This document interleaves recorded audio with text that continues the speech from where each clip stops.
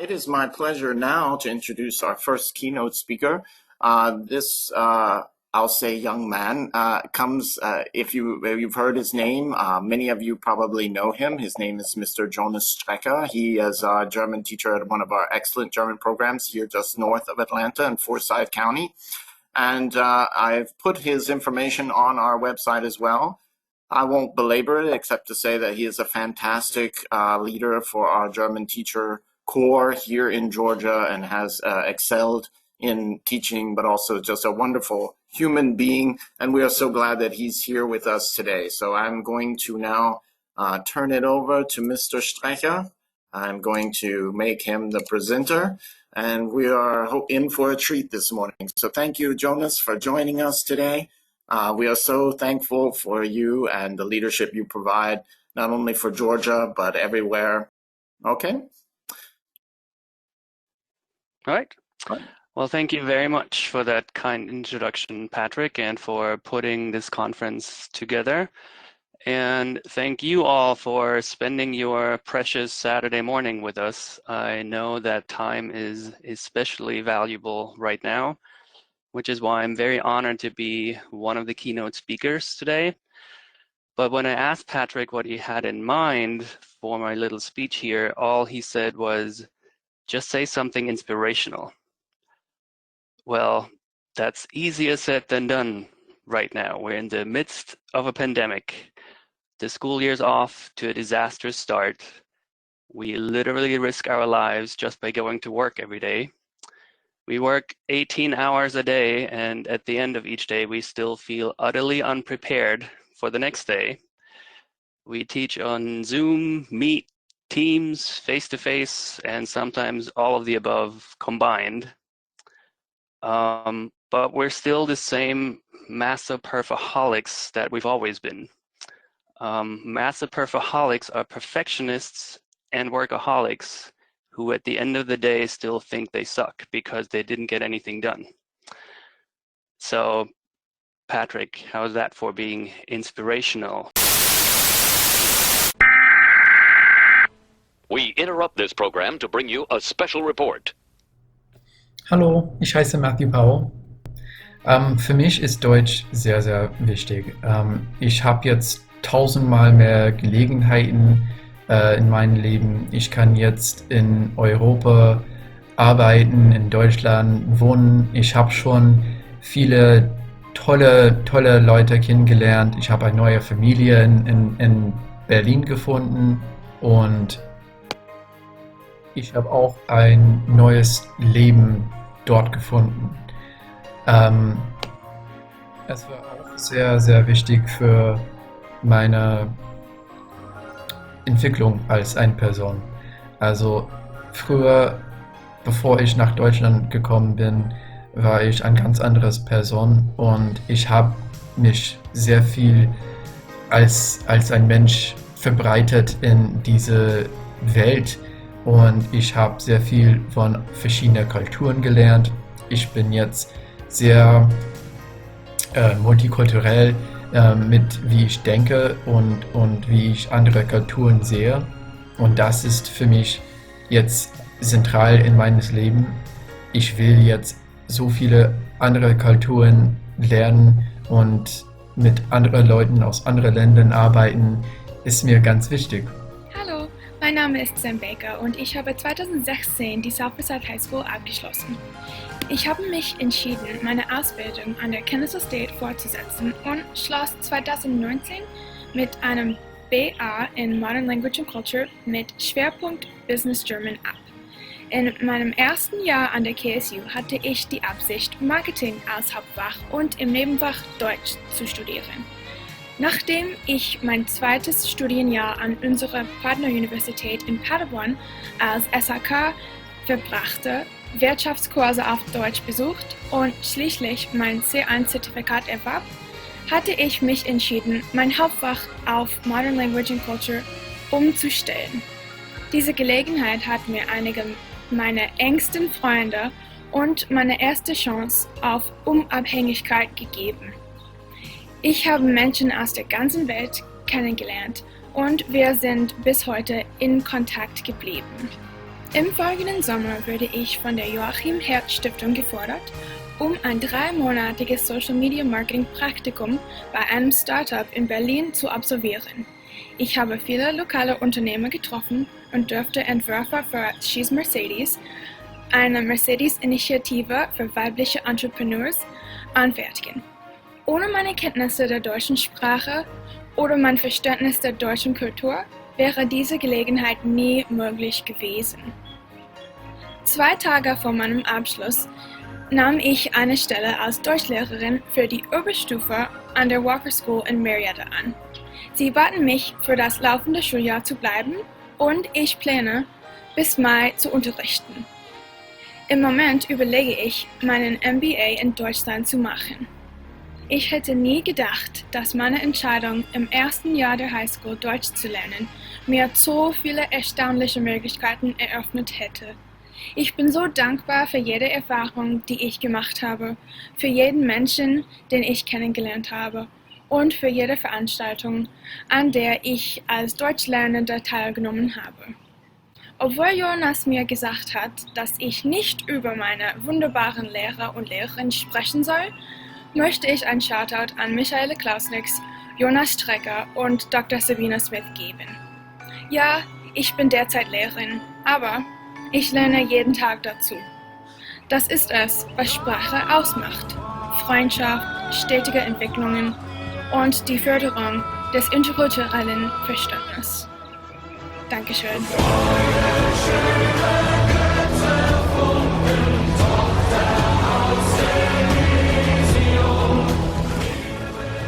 I am more open-minded, more curious, and braver than I have ever been before. Sometimes we realize we're not really who we think we are. Thanks to German Club, I was able to figure out what I really want to do with my life. Through ups and downs during those 4 years, I was able to find myself while making new friends along the way.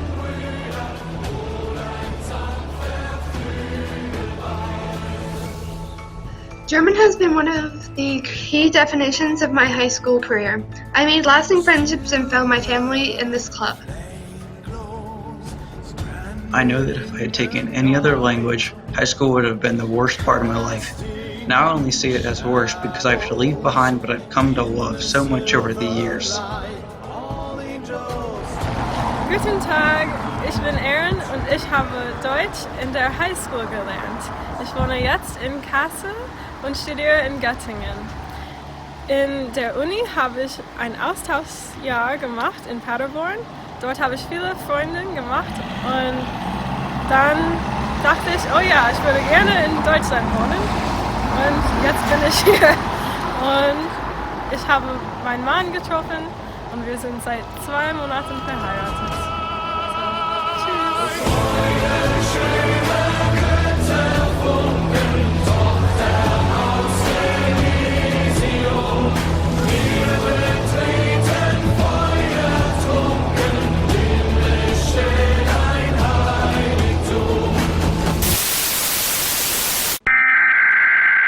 Please stand by for further details. We return you now to your regularly scheduled program. Okay, so those are the kids who inspire me, and especially during times like these when things are getting tough, they're really my happy place to go to at work. Especially this year, sometimes all of us have questions about why we do what we do and whether all the time we spend investing into our classes is actually worth it. We have lower grades than usual. We have cheating students. We have worries about AP and IB and what lower scores would do to our enrollment, to our egos. We worry about a lot of things, and it's easy to forget about what truly matters, and that's building relationships with our students. We just need to focus on our students and not just the high flyers that you saw in that video. We need to focus on the ones who just need an occasional word of encouragement, who need an actual, genuine pulse check once in a while. And we have to ask ourselves, is it really more important to cover every unit in AP Classroom, or is it more important to make sure that the kids who are online or in the classroom behind a mask, not allowed to talk to you or move around the room, do we need to make sure that those kids still feel connected to our classroom, whether that's virtual or an actual classroom? Doesn't matter. We need to make sure they know that we care, and we may not be able to save all of them. We never are. We have never been able to do that, but we still need to show them the same care that we've always shown them before this whole situation developed. So that video, I made that video just to remind myself what really matters. What we do can be life-changing, as you heard in those testimonials, but sometimes what we do is just make a crappy day just a little better for one of those kids. I said in another speech last year that I have the same learning outcome in every single lesson, and that is that I want the kids who leave my classroom be just a little better than when they entered my classroom that day. That might be better at German, it might be better, they might be in a better mood, maybe they're even a tiny little bit of a better person now. And that's a lofty goal, and I certainly don't always achieve it, but when it does work, it's a feeling like no other, and I think that's why we do what we do. For example, when a mother emails me just to tell me that the only class her son ever talks about is German, that makes up for a lot of failed lesson plans. I have a teenage boy myself, and his everyday at school is gut, and everything they do at school is nix. So I can certainly empathize with that mother when they finally do talk about something that happened at school. It really means that it excited them and it was special for them, and that's what we need to keep going. Another example was a parent thanking me for posting pictures of our trip to Germany, because the only picture her son sent home himself was that of a dead fish in a pond. Her son has Asperger's. She saw him laughing and that alone made her cry. And those moments are a good reminder that our kids, our students, show us a side of their personality that they don't show everyone else. They do so because we make them feel safe. We listen, we take them and their opinions seriously, and they know we care. And that's what makes a difference to them.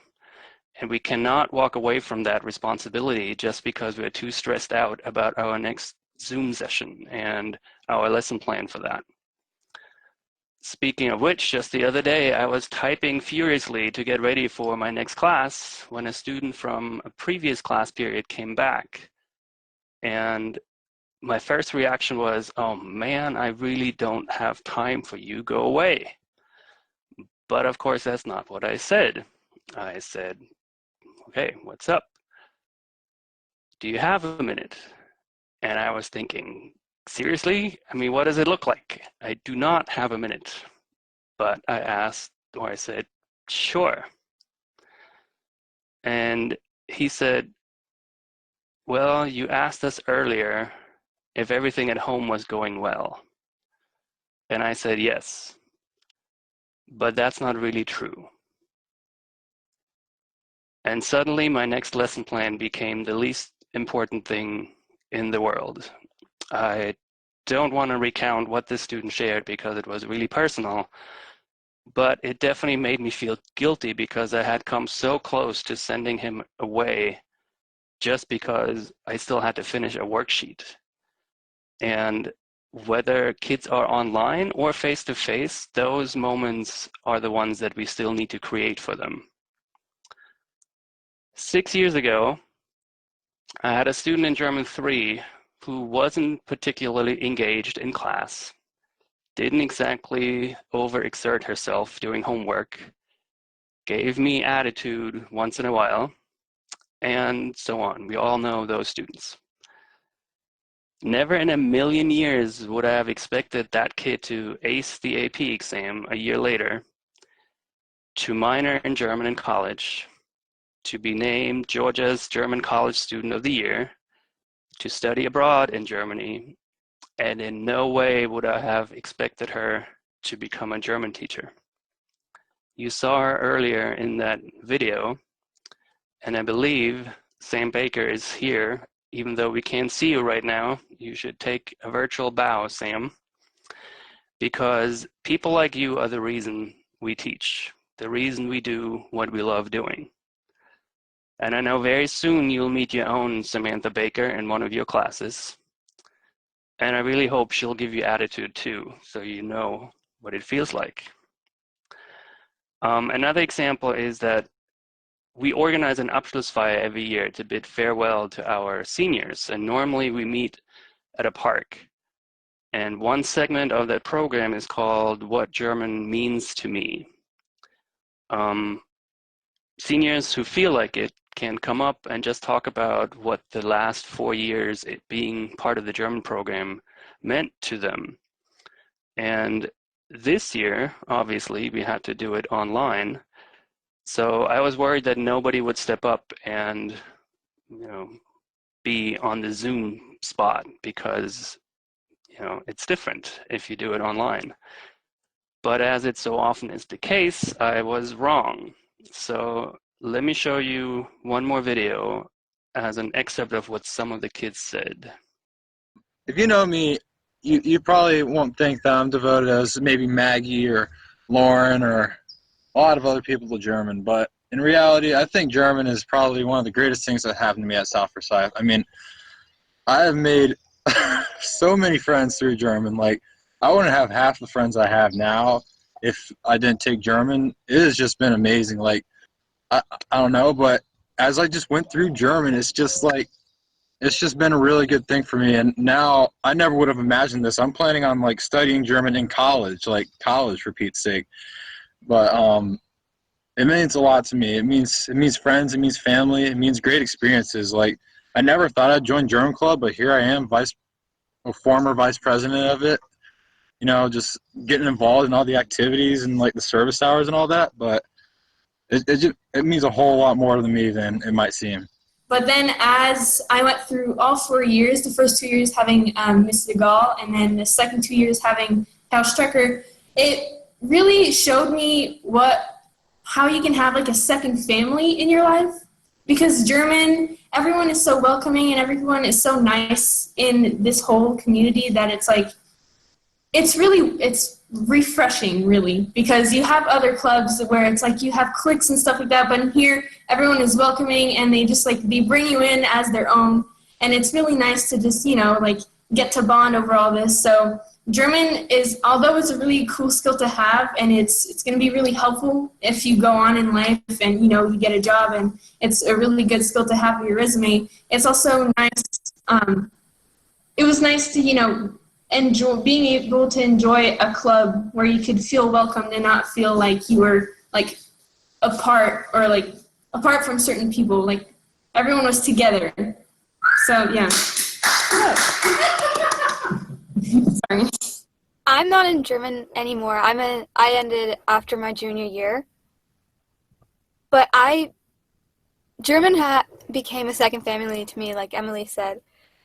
It's a place where you don't expect to get as close to the language as you do, but there were times where I would be in Frau Go's class or Herr Strecker's class where I would honestly feel like I was more connected to the people around me than I ever have been.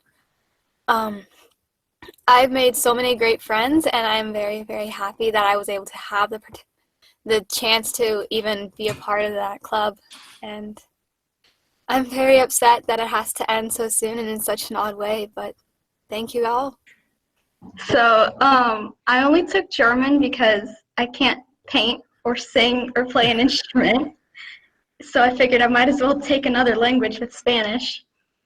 And German has probably been the best thing about high school because it's given me all kinds of opportunities that I never would have had if I had just stuck with Spanish or just kind of went through high school doing nothing. I mean, I got up on a stage and danced and lip synced to a German song.